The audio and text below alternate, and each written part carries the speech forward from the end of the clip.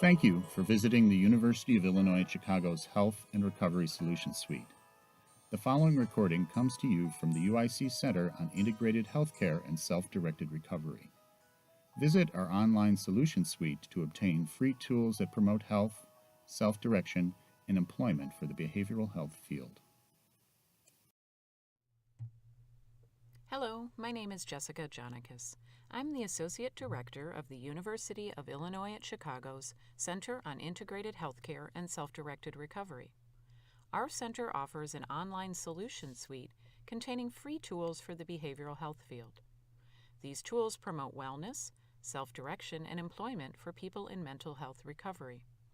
You can visit our solution suite on the website where you found this webinar at www.center4healthandsdc.org. Today, I will be discussing how to implement the workbook Action Planning for Prevention and Recovery, which is a publicly available version of Wellness Recovery Action Plan, or WRAP for short. The UIC Solution Suite is jointly funded by two federal agencies. First is the National Institute on Disability, Independent Living, and Rehabilitation Research of the U.S. Department of Health and Human Services, Administration for Community Living. Second is the Center for Mental Health Services of the Substance Abuse and Mental Health Services Administration. The work of the center does not necessarily represent the policy of any agency or endorsement by the federal government. People use the workbook Action Planning for Prevention and Recovery to self-manage their mental and emotional wellness. The workbook is grounded in WRAP, and it was prepared by WRAP's lead author, Dr. Mary Ellen Copeland. WRAP is an evidence-based approach that people use to get and stay well while improving their quality of life. It is a versatile, safe, and effective program being used all over the world for mental illness self-management, and is publicly available through the Action Planning Workbook. You can learn more about WRAP and its evidence base by visiting the Copeland Center for Wellness and Recovery's website at www.copelandcenter.com.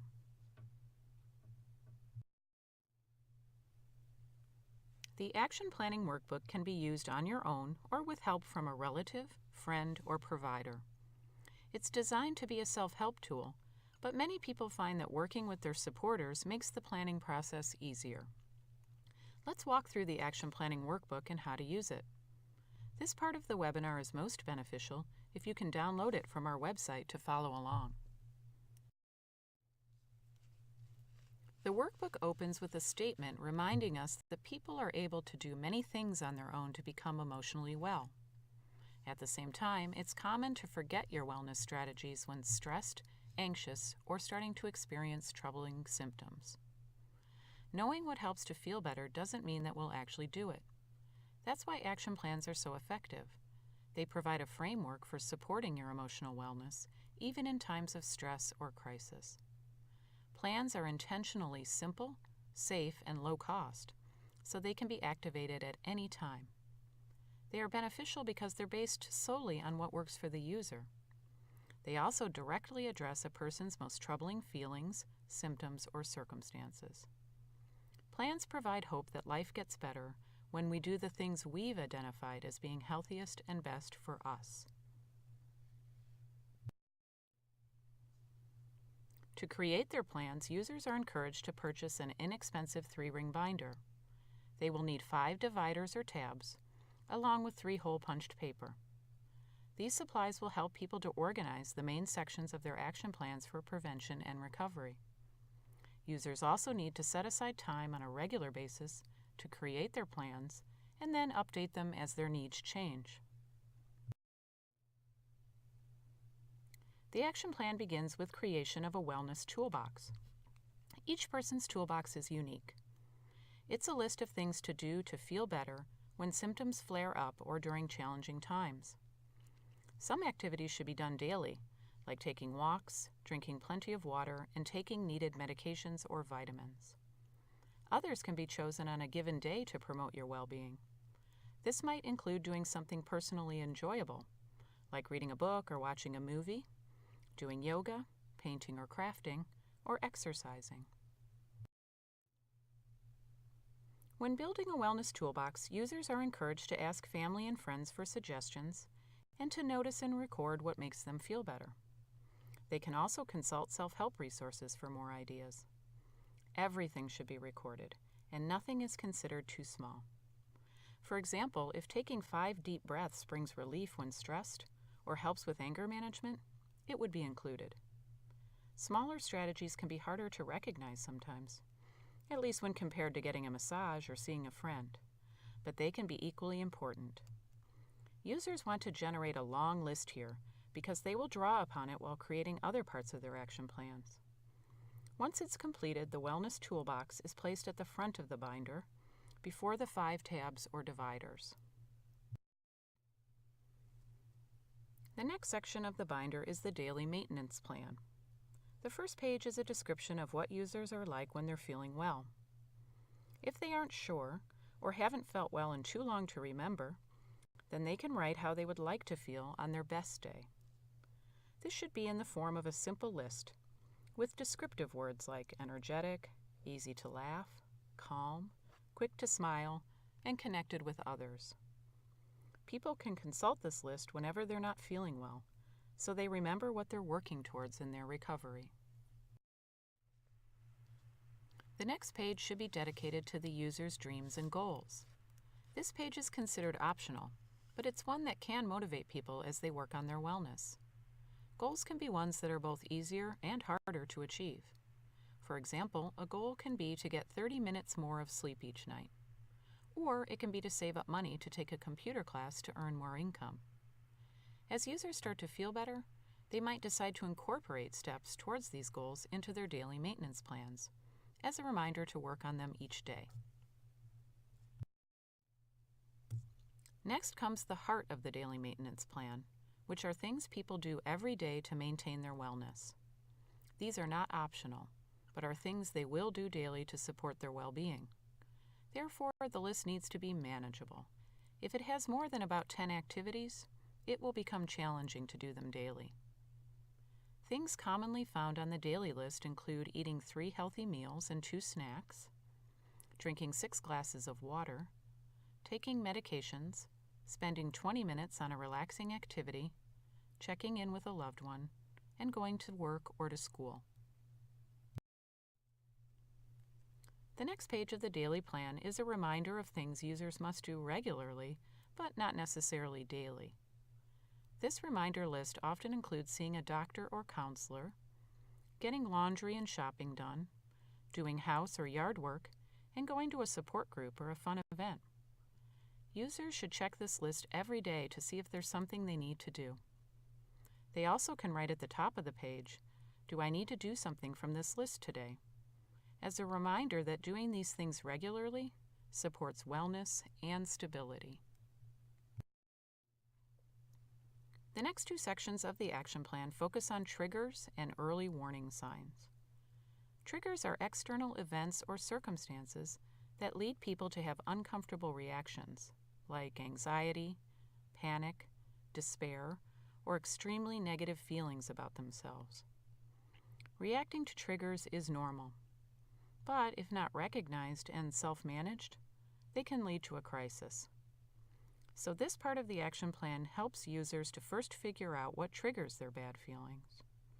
They will put these into a list, such as the anniversary date of a loss, family friction, having too many responsibilities, or spending a lot of time alone. It can be hard for people to think about these things, so having peer support when making this part of the plan is often very beneficial. Next, users make a triggers management plan of what they'll do in order to start feeling better right away. This list often begins with a reminder to do what's in the daily maintenance plan. Then people list other strategies like contacting someone for extra support, writing in a journal, or a spiritual activity. As people use the triggers management plan over time, they should retain what works and remove what doesn't. People often find that reading books, doing online searches, and attending workshops can provide new tools to put into a triggers management plan. Sometimes, even after using both the daily and triggers management plans, people still don't feel better.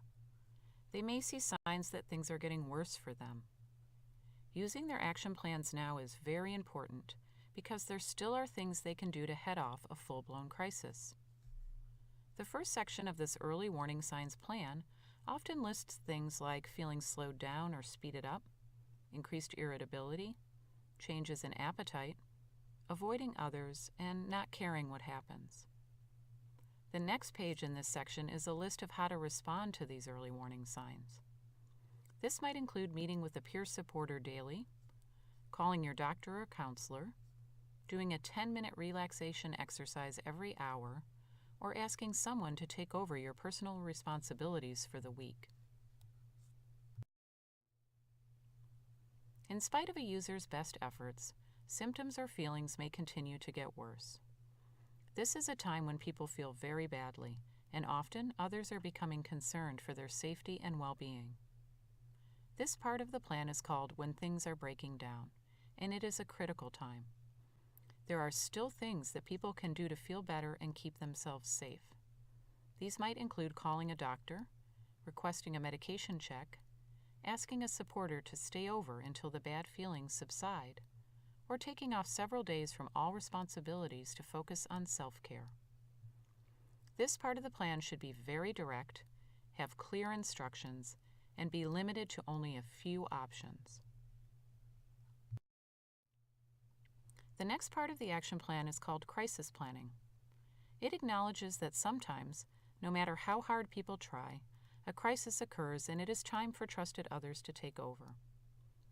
Few people like to think about these times, but planning in advance for a crisis provides the best chance for people to maintain responsibility for their own care even when they are not well.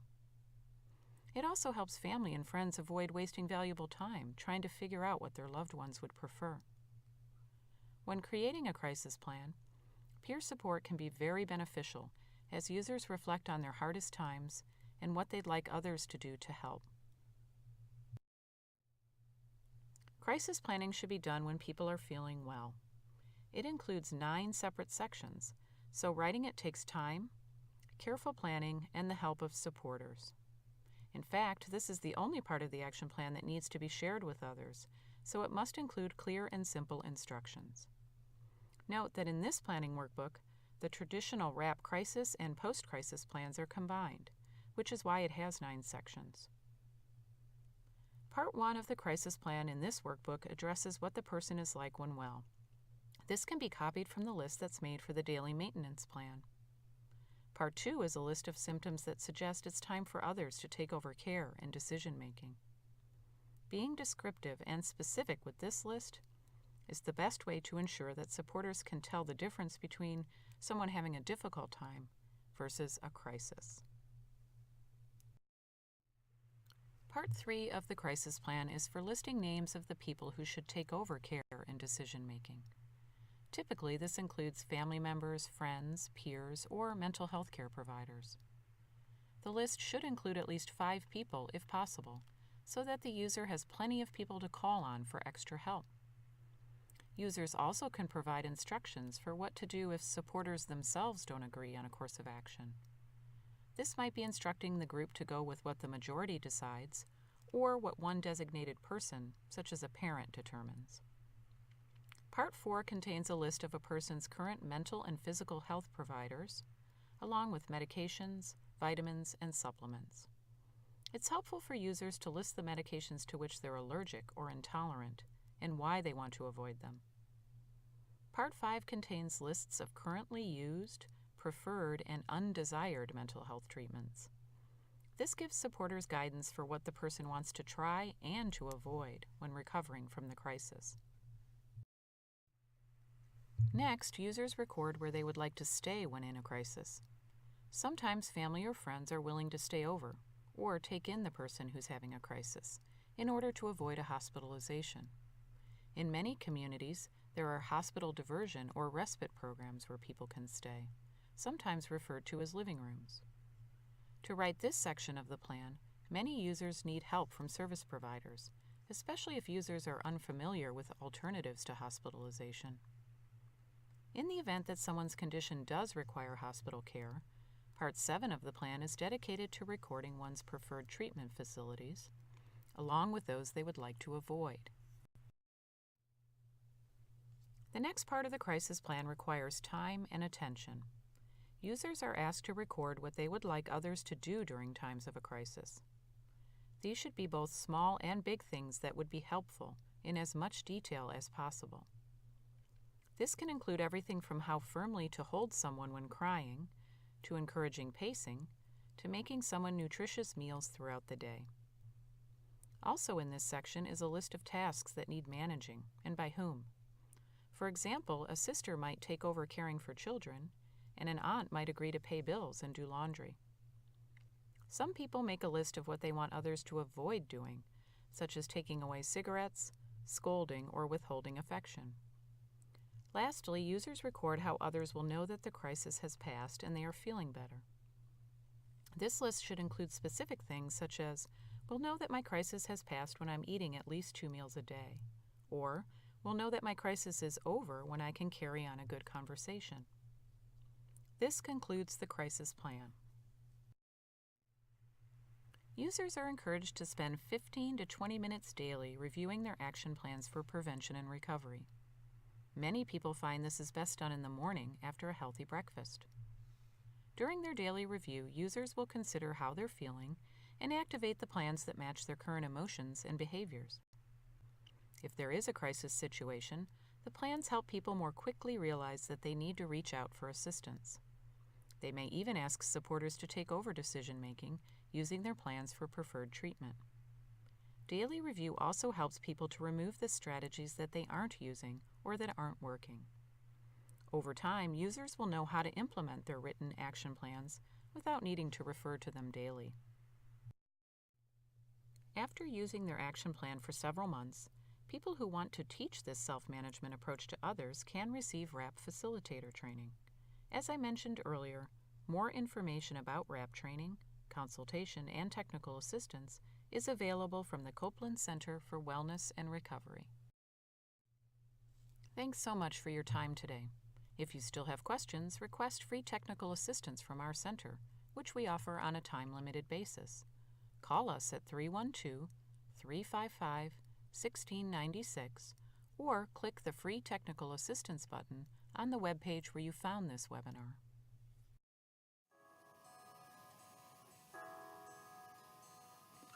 Thank you for listening. You can obtain additional Solution Suite recordings or download a transcript by visiting the Center's website.